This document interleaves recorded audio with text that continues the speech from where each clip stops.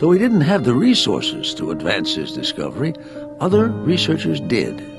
By the 1940s, they had created an antibiotic from the same type of mold, an antibiotic they called penicillin. നിയന്ത്രിക്കാനാവാത്ത അണുബാധയിൽ മനുഷ്യർ പിടഞ്ഞു വീണ് മരിക്കുന്ന കാലത്താണ് Alexander Fleming penicillin കണ്ടുപിടിച്ചത്. ആ കണ്ടുപിടുത്തം മോഡേൺ മെഡിസിനിൽ വിപ്ലവമാണ് സൃഷ്ടിച്ചത്. പനി മുതൽ ശസ്ത്രക്രിയ വരെയുള്ള സങ്കീർണമായ അണുബാധകളിൽ നിന്നും മനുഷ്യരാശിയെ രക്ഷിച്ച ഔഷധത്തിന്റെ പേരാണ് ആന്റിബയോട്ടിക്.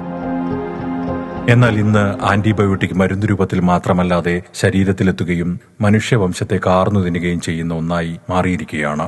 ഓരോ വർഷവും ദശലക്ഷക്കണക്കിന് മനുഷ്യരാണ് ആന്റി മൈക്രോബിക്കൽ റെസിസ്റ്റൻസ് മൂലം മരിച്ചു വീഴുന്നത്.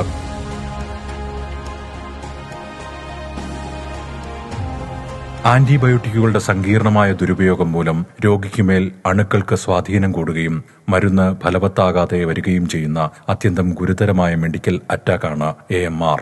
നമ്മുടെ നാട്ടിൽ കണ്ടുവരുന്ന പനി എന്ന് പറയുന്നത് ഒട്ടുമിക്ക പനികളും വൈറൽ പനികളാണ്. സാധാരണ വൈറസ് ബാധ പോലെയാണ് ജലദോഷം മുതലുള്ള നിരവധി പനികൾ. ഈ പനികൾക്കൊന്നും തന്നെ ആന്റിബയോട്ടിക്കുകൾ യാതൊരു പ്രയോജനവും ചെയ്യില്ല എന്നുള്ള അവസ്ഥ. പക്ഷെ നമ്മുടെ നാട്ടിൽ എന്തായിരുന്നു സ്ഥിതി? ഡോക്ടറുടെ കുറിപ്പടി ഇല്ലാതെ തന്നെ ഒരു 10 ദിവസം ആന്റിബയോട്ടിക്കുകൾ കഴിച്ചതിന് ശേഷമാണ് പലപ്പോഴും ആളുകൾ ഡോക്ടറെ സമീപിച്ചുകൊണ്ടിരുന്നത്. അപ്പൊ ഇതിന്റെ ഒരു പ്രശ്നം എന്ന് പറയുന്നത് ഈ ആന്റിബയോട്ടിക്കുകൾ പ്രയോജനം ചെയ്യുന്നില്ല എന്ന് മാത്രമല്ല, അവയുടെ ദുരുപയോഗം ആന്റിബയോട്ടിക്കുകൾക്കെതിരെ രോഗാണുക്കൾക്ക് പ്രതിരോധ ശേഷി ആർജിക്കാനുള്ള സാഹചര്യം ഒരുക്കുന്നതാണ്. സാധാരണ വൈറൽ പനിക്ക് ഡോക്ടറുടെ നിർദ്ദേശമില്ലാതെ കഴിക്കുന്ന ആന്റിബയോട്ടിക് മുതൽ കോഴിയിറച്ചിയിലും കന്നുകാലി മാംസത്തിലും വ്യാപകമായി രോഗപ്രതിരോധത്തിനെന്ന പേരിൽ നൽകിക്കൊണ്ടിരിക്കുന്ന മരുന്നുകൾ വരെ AMRന്റെ ആഘാതം ഇരട്ടിയാക്കുന്നു. ഭക്ഷ്യാവശ്യത്തിന് ഉപയോഗിക്കുന്ന ജീവികളിലൂടെ ദിനേന ഓരോ മനുഷ്യരിലും നിലവാരമുള്ളതും ഇല്ലാത്തതുമായ ആന്റിബയോട്ടിക്കുകൾ ഓരോരുത്തരുടെയും ഉള്ളിലേക്ക് എത്തുന്നുണ്ട്. അത് നിയന്ത്രണാതീതമായി മനുഷ്യരെ കാർന്നു തിന്നുവാൻ തുടങ്ങിയിട്ട് കാലമേറെയായി. എന്നാൽ ഫലവത്തായി AMRനെ ഇതുവരെ പിടിച്ചു നിർത്താനായിട്ടില്ല. രോഗിയുടെ പനി ചുമയായി മാറുമ്പോൾ ആന്റിബയോട്ടിക്കുകൾ കഴിച്ചാലും നിരന്തരം പല തലങ്ങളിലൂടെ ആന്റിബയോട്ടിക്കുകൾ ശരീരത്തിലേക്ക് എത്തുന്ന മനുഷ്യർക്ക് ഔഷധം ഫലിക്കാതെ വരികയും രോഗം മൂർച്ഛിച്ച് മരണത്തിലേക്ക് വഴുതുകയും ചെയ്യുന്നു എന്നതാണ് യാഥാർത്ഥ്യം. This include preventing infections, using the right medicines the right way, developing new antibiotics, and reducing the unnecessary use of antimicrobials in healthcare, agriculture, and food production. Stopping AMR is a shared responsibility.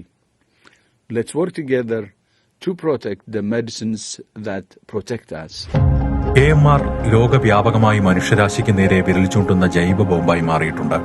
2030 ദശലക്ഷക്കണക്കിന് മനുഷ്യർ ലോകമെമ്പാടും മരിച്ചു വീഴുമെന്ന് WHO സാക്ഷ്യപ്പെടുത്തിയിട്ടും broiler കോഴിയിലും താറാവിലും ആടിലും ബീഫിലും നമ്മൾ മനുഷ്യർ തന്നെ നിരന്തരം അവയുടെ രക്ഷയ്ക്കെന്നോണം ആന്റിബയോട്ടിക്കുകൾ കുത്തിവെച്ചുകൊണ്ടിരിക്കുകയാണ്.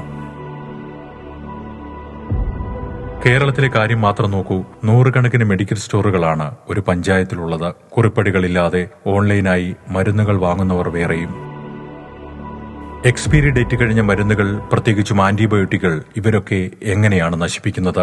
മരുന്നുകൾ കൂട്ടിയിട്ട് കത്തിക്കുന്നതിലൂടെ, തുറസായ ഇടങ്ങളിൽ ഒഴുക്കുന്നതിലൂടെ, കുഴിച്ചിടുന്നതിലൂടെ ഭൂഗർഭജലത്തിലേക്ക് ആന്റിബയോട്ടിക്കുകൾ എത്തിച്ചേരുകയും വൈകാതെ മനുഷ്യന്റെ ദാഹജലത്തിലേക്ക് ബയോട്ടിക്കിന്റെ സാന്നിധ്യം ഉണ്ടാവുകയും ചെയ്യുന്നു.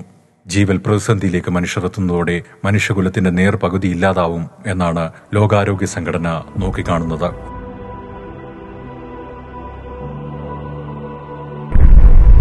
നമുക്കറിയാം, പല ആഘാതങ്ങളും സംഘടനകൾ പറയുന്നതിലും എത്രയോ ഭീകരമായ രീതിയിലായിരിക്കും അതിന്റെ ചലനങ്ങൾ ഉണ്ടാവുക.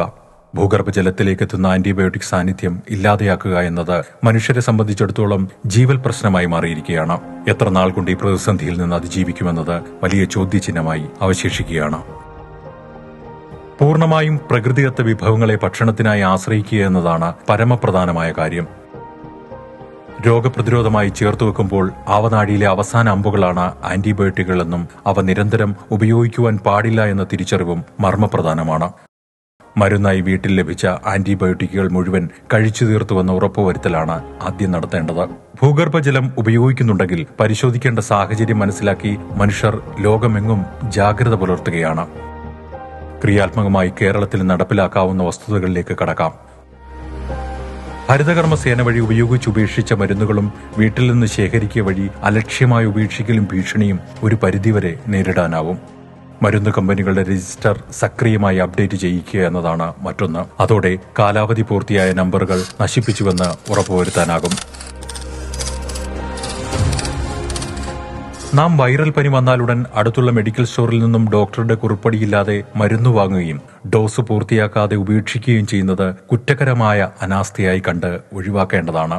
കാലാവധി കഴിഞ്ഞ മരുന്നുകൾ കണ്ടെന്ന് വരാം. ഈ മരുന്നുകളും അലക്ഷ്യമായിട്ട് മണ്ണിൽ കുഴിച്ചിട്ടെന്ന് വരാം, നമ്മുടെ തൊട്ടടുത്തുള്ള വെള്ളക്കെട്ടിലേക്കോ മറ്റോ വലിച്ചെറിഞ്ഞെന്ന് വരാം. ഇതൊക്കെ തന്നെ അവിടെ കിടന്ന് ചിലപ്പം വളർന്നു വരുന്ന സസ്യങ്ങളിലൂടെ, ധാന്യങ്ങളിലൂടെ, അല്ലെങ്കിൽ വെള്ളത്തിലൂടെ വീണ്ടും മനുഷ്യ ശരീരത്തെത്താം. ഇങ്ങനെ അവിടെ നിന്ന് ഈ ആന്റിബയോട്ടിക്കുകൾ അടക്കമുള്ള മരുന്നുകളുടെ അംശം ശരീരത്തിൽ അനാവശ്യമായിട്ട് എത്തുന്നു എന്നുള്ളതാണ്. ശരീരത്തിൽ എത്തുന്നു എന്നുള്ളത് മാത്രമല്ല, നമ്മുടെ ശരീരത്തിന് ആവശ്യമില്ല. അപ്പൊ ഇതൊരു വലിയ ആരോഗ്യ പ്രശ്നമായിട്ട് തീരാൻ സാധ്യത. തകഴിയുടെ കയറിലെ അവസാന താളിൽ അവസാന വരിയായി ശങ്കരപ്പിള്ള എഴുതിയ വാചകമുണ്ട്: നമുക്കുണ്ണാനായെങ്കിലും മണ്ണ് ഈ മണ്ണായി നിലനിൽക്കണമെന്ന്. അതിനോട് ചേർന്ന് നിന്നുകൊണ്ട് നമുക്കും പറയാം, ഈ മണ്ണും പ്രകൃതിയും പോറലേൽപ്പിക്കാതെ അടുത്ത തലമുറയ്ക്ക് നാം കൈമാറേണ്ടതുണ്ട്.